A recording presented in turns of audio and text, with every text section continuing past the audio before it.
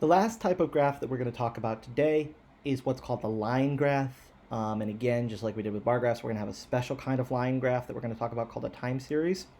So what a line graph is it's a graph that's used to graph the relationship between quantitative continuous data and quantitative continuous data.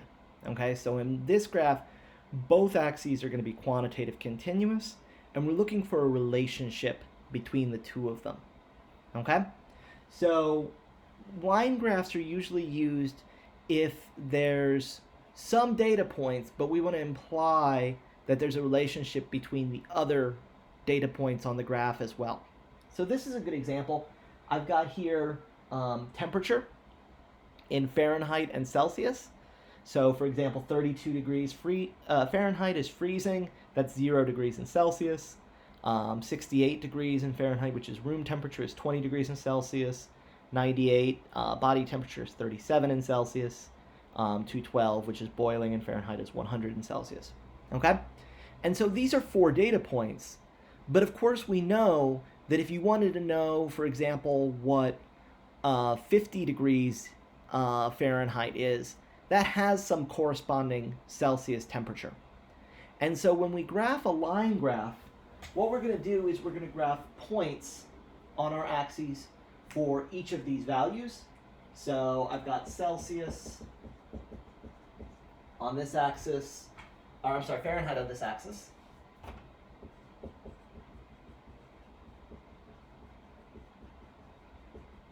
And this one has Celsius.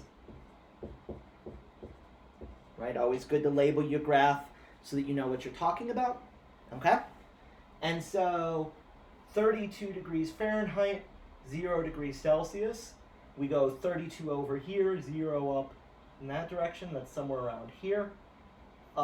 68 Fahrenheit, 20 Celsius, somewhere up here. 98 Fahrenheit, 37 Celsius, somewhere up here. And then 212 Fahrenheit, 100 Celsius is somewhere up here. And we see we get a graph of a line. So this is a straight line. A line graph doesn't have to necessarily be a straight line. I'll show you an example in a second where it's not.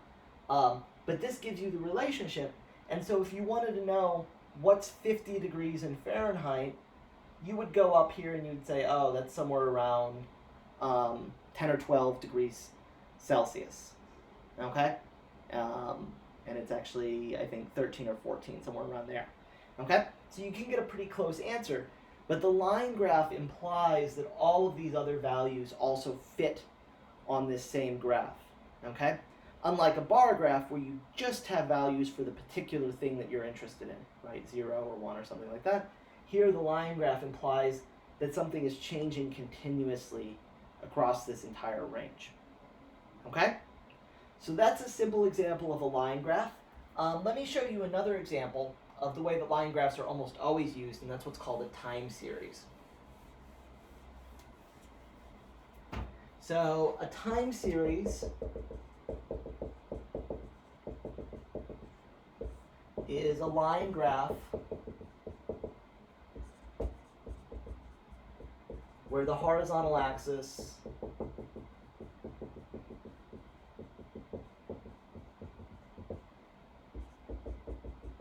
represents time.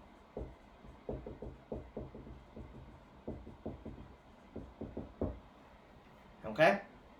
So this is the most common way of using a line graph, because if you think about time, time is something that's changing continuously. So even if you have values at a particular time, you might have intermediate values in between that represent different values but are still kind of valid. Okay, so let me give you an example. Say we had a graph of months, and we had amount of daily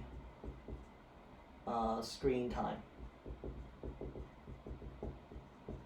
Right, so how much time do you spend looking at your phone each day in a particular month? And so you might have January, February, March, April, May. And in January, maybe you spent something like 4.3 hours. In February, say 4.8. And then in March, suddenly you're stuck at home and you're spending something like 7.8 in April, 8.2 in May, which will be coming up soon. Hopefully maybe a little bit less, 6.4. And so if you graph this with a line graph,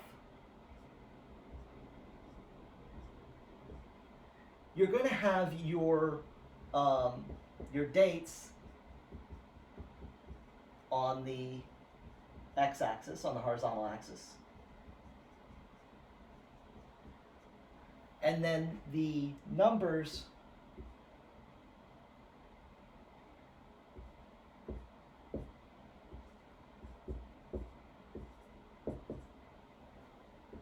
go on the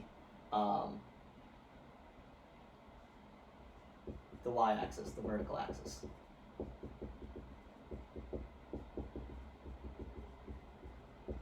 Okay? And so you would graph this 4.3 in January, 4.8 in February, 7.8 in March, 8.2 in April, and then 6.4 in May. And you would graph the lines between this to show that at different parts in that month, we're gradually transitioning between these different values. We're not suddenly, we didn't spend 4.3 hours on our phone one day and then 4.8 the next and then jumped up suddenly to 7.8, though it kind of feels like we did. So these lines imply that there's some sort of continuous change in between. Okay? So notice here, one thing to kind of point out, you might look at this data on the horizontal axis and say, okay, those months, that's qualitative data. Those are the names of the months. But we always think of time as quantitative continuous data, right? Because even though it's months, you can think about those really as being numbers, right? You could say this is month 1, 2, 3, 4, 5, 6, right? And since time is changing continuously, we can think of it as being numeric and being quantitative continuous, okay? So those are different ways of graphing different kinds of data and kind of working with data and showing it.